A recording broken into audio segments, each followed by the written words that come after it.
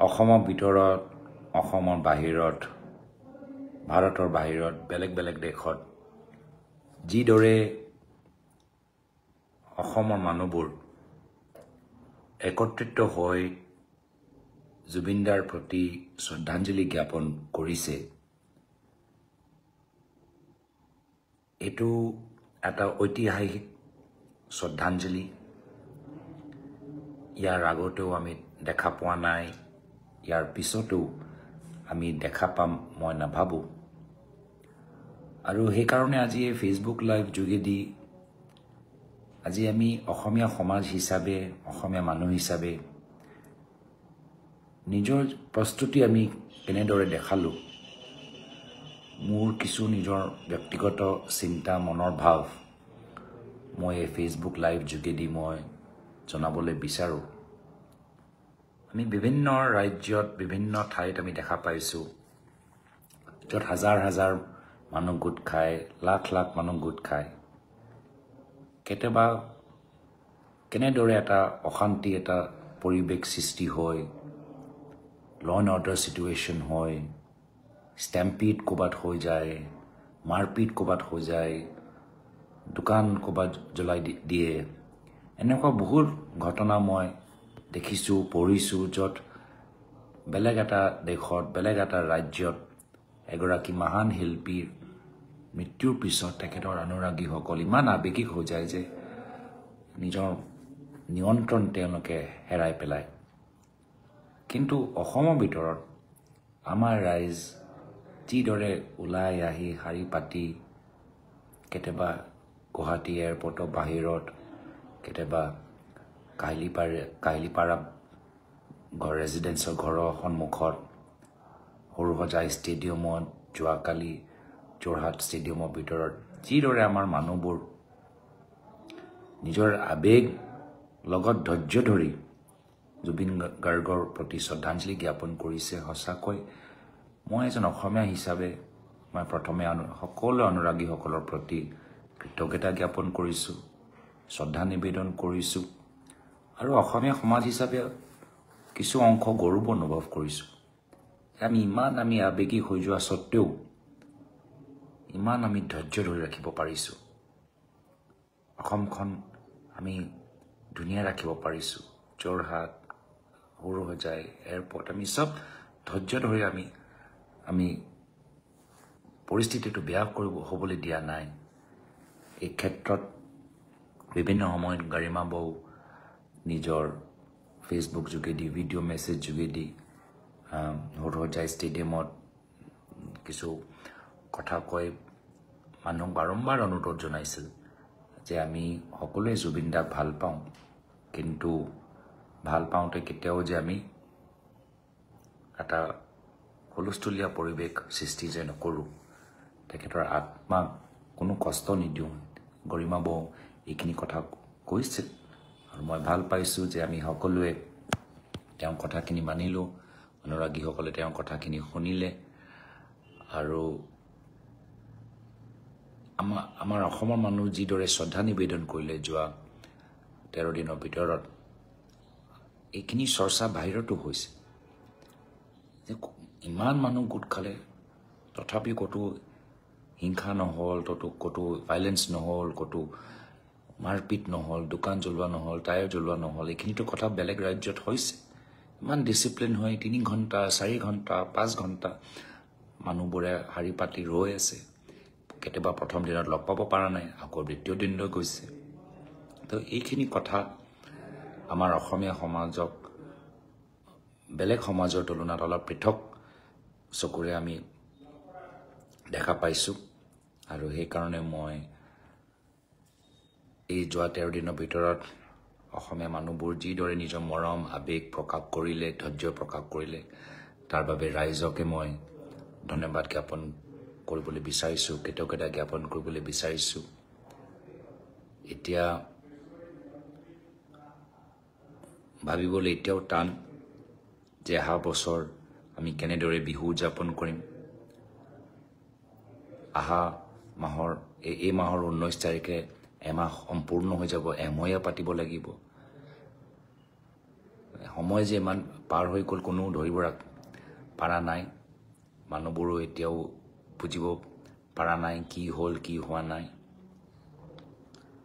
সকলোকে যেন লাগিছে যে অলপ দিনৰ পিছত জুবিন দা ঘূৰি আহিব সকলোৰ মনত কষ্ট পাইছে সকলোৱে দুখ প্ৰকাশ কৰিছে সকলোৱে কান্দিছে সকলোৱে আৱেগিক হৈছে আৰু মাত্ৰ অসমৰ ভিতৰত থকা মানুহখিনি নহয় যি আমাৰ অসমীয়া মানুহ বেংগালুৰুত আছে পুনেত আছে দিল্লীত আছে বম্বেত আছে ইউএছত আছে ইউকে আছে অষ্ট্ৰেলিয়াত আছে সকলোৱে আৱেগিক হৈ গৈছে যে নহওক সময় যে কিছু আমাক সহায় কৰিব কিন্তু এই দুখটো সদায় থাকি যাব এই ক্ষোভটো সদায় থাকি যাব বিভিন্ন সময়ত আমি জুবিন দাৰ গীতবোৰ আমি গাই থাকিম তেখেতৰ ব্যক্তিত্বক স্মৰণ কৰিম শ্ৰদ্ধা নিবেদন কৰিম তেওঁ যে অসমখনক ইমান দিলে তাৰ বাবে তেখেতৰ প্ৰতি সদায় আমি কৃতজ্ঞ হৈ থাকিম তেখেতৰ পৰা আমি প্ৰেৰণা ল'বলৈ আমি চেষ্টা কৰিম আৰু আগবাঢ়ি যামগৈ আৰু জুবিন দা আমাৰ মাজত থাকিব আৰু তেওঁ যিদৰে কষ্ট কৰি অসমীয়া সমাজ অসমীয়া কলা সংস্কৃতি আগুৱাই লৈ গ'ল আমিও এই প্ৰেৰণাটো ল'ব লাগিব যে কষ্টবিহীন আমি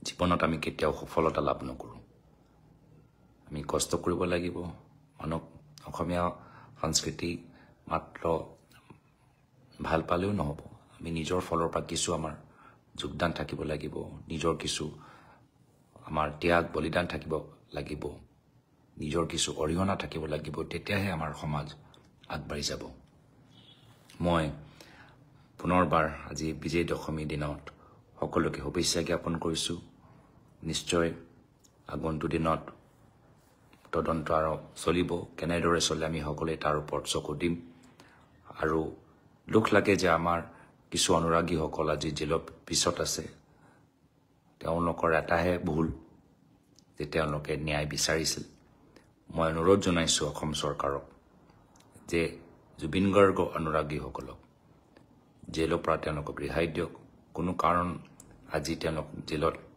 NSA দৰে কেছত বা অনন্য কেছত জেলৰ ভিতৰত ৰখা কোনো প্ৰয়োজন নাই চৰকাৰে ৰাইজৰ আৱেগটো বুজি পাওক অনুৰাগীসকলক সমৰ্থকসকলক যিসকল আজি তাৰিখত মাত্ৰ ন্যায় দাবীত তেওঁলোকক জেলত ৰাখিছে তেওঁলোকক চৰকাৰে ৰেহাই দিয়ক এয়া হ'ল বিৰোধী হিচাপে ব্যক্তিগত হিচাপে অসমৰ এজন নাগৰিক হিচাপে জুবিন দাৰ এজন অনুৰাগী হিচাপে সমৰ্থকসকলৰ এজন বন্ধু হিচাপে মোৰ ফালৰ পৰা এটা বিনম্ৰ অনুৰোধ মই চাই আছো এইকেইদিন গোটেইবিলাক নিউজ চাই আছো কি কয় কোনে কি নকয় সংস্কৃতিৰ পথাৰখনত যেতিয়া দালালৰ দপদপনি হ'ব তেতিয়া অসমীয়া জাতি কিন্তু সুৰক্ষিত নহয় দালালৰ চক্ৰত পৰি শ্যাম কানু দালাল অসমীয়া জাতিৰ সংস্কৃতিৰ দালাল হয়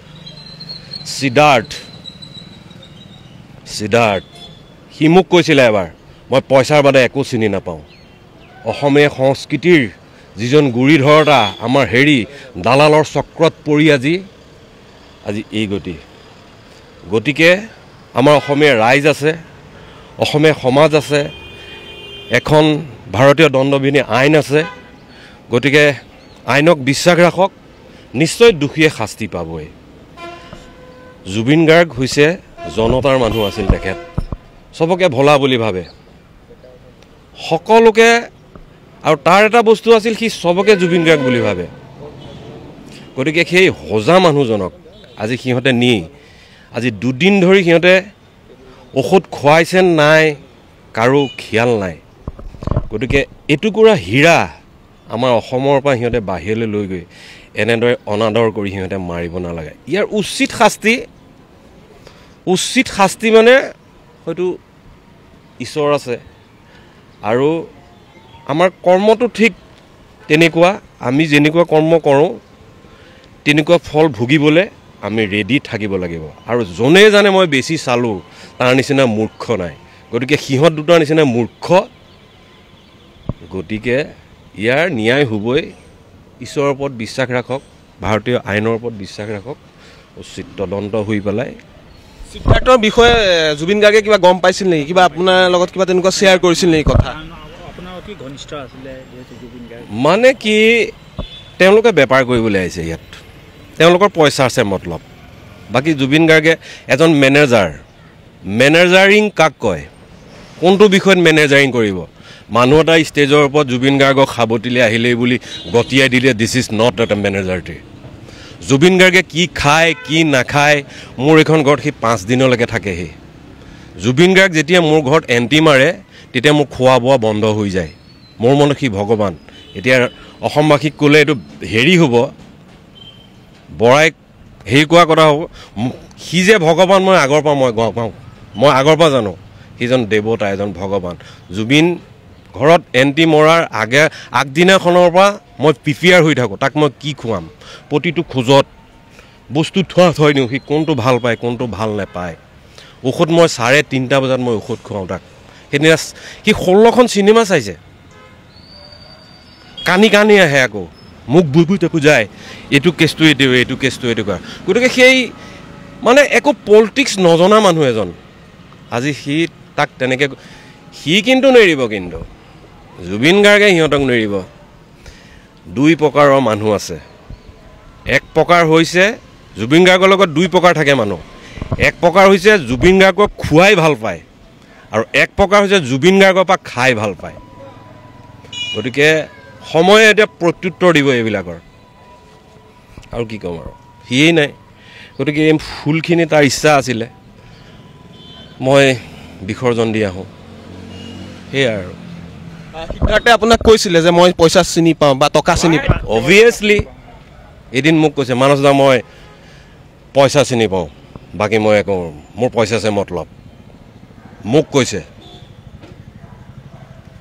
বহুত দিনৰ পৰাই আচলতে জুবিন গাৰ্গক তেওঁ ব্যৱহাৰ কৰি আহিছিলে, পইচা ঘটাৰ মেচিন হিচাপে ব্যৱহাৰ কৰি আহিছিলে। জুবিন গাৰ্গটো কি ক'ম আৰু, সি মোক কয় দুখৰ কথা, সুখৰ কথা মোক কয়। সি